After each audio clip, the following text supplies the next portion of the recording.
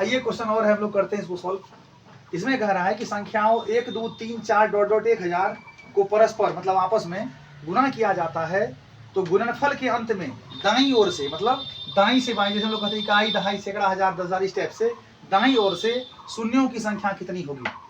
30 है, 200 है, 241 और 249 है। क्या ऐसा आपको लगता है कि 1 से लेकर 1000 तक को आपस में गुना करेंगे तब बताएंगे गुना करके?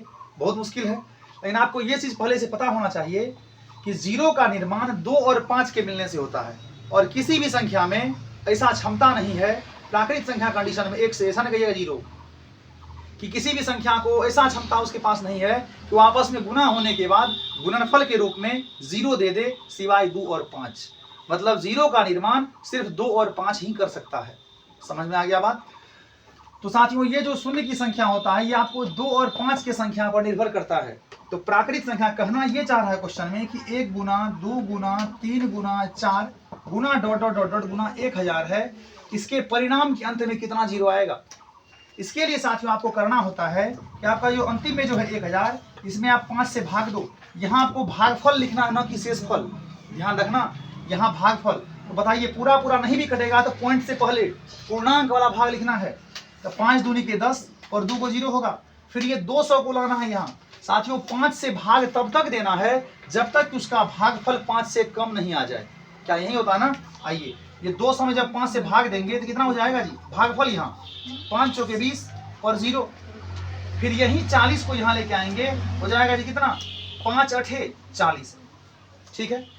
अब ये 8 को फिर यहाँ लेके आएंगे, 5 से भाग देंगे। यहाँ बोले आपको भागफल लिखना है, तब 5 दूनी के 10 लगेगा नहीं ना, हो जाएगा 5 एकम 5।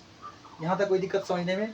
यही सब को आपको क्या करना है जी जोड़ देना। जब आप इसको जोड़िएगा तो 200 प्लस 40 प्लस 8 प्लस 1 40 8 48 49 प्लस 200, तो फाइनली आपका साथियों 249 होगा। यही क्या है? परिणाम के अंत में शून्यों की संख्या। ध्यान रखिएगा प्राकृतिक संख्या वाले कंडीशन में अर्थात नेचुरल नंबर वाले कंडीशन में जब आपसे शून्य की संख्या निकालने को कहा जाए तो आपको अंत वाली संख्या जो होगा उसमें 5 से भाग देके भागफल लिखना है। ये प्रोसेस तब तक जारी रखेंगे जब तक कि भागफल 5 से कम नहीं आ जाए। क्या लगता है आपको? 1 में 5 से भाग लगेगा? अब नहीं लगेगा। ये प्रोसेस तब तक जारी रखना है जब तक कि भागफल 5 से कम नहीं आ जाए। साथियों इतना करने के बाद आपको सबको जोड़ देना है। जोड़ने के बाद जो परिणाम, जैसे यहाँ 249 आया तो आपका इसका क्या हो गया? शून्यों की संख्या, जो कि आपका ऑप्शन नंबर डी के साथ चला जाएगा। समझ में आया? एक बार रिपीट करते हैं कि प्राकृतिक संख्या वाले कंडीशन में जितना कहेगा 1 से लगातार वाले कंडीशन में अल्टरनेट का भी नियम होता है। लगातार वाले कंडीशन में सबसे अंत में जो रहेगा उसमें 5 से भाग देना है। फिर ये प्रोसेस तब तक जारी करना, उसके भागफल को यहाँ लिखना है दाईं तरफ।